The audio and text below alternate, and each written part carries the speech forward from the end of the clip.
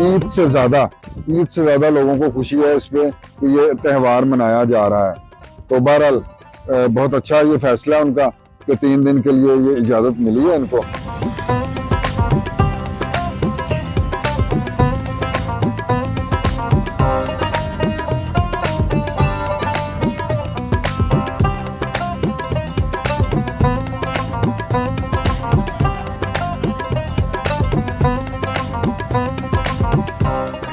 पहले तो ये मंजर सिर्फ चांद रात को होता था, जब सुबह बसंत है ना, उसके एक समझो एक रात है, आज की सुबह बसंत है। उस रात हमने ये देखा था, बस उस वक्त लोगों ने छतों पे चढ़ना है, पतंगे चढ़ाई को, चरखियाँ चाड़ ली, पेचे लगाए होते थे सारों ने।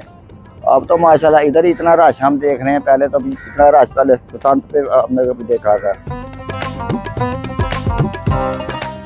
बहुत लोगों की रोजी लगी हुई थी, समझो 50 बंदे को हाथ में काम निकलता है। ये हर इलाके में, हर शहर में ये काम होता है पतंगबाजी का। सारे इलाके में ढोल लगती है, गुड्डा बनता है, बहुत ज़्यादा काम था ये।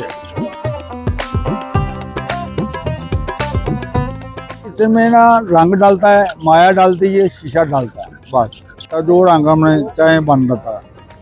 इसमें सादी डोर लग रही है, इसमें नुकसान वाला काम कोई नहीं है।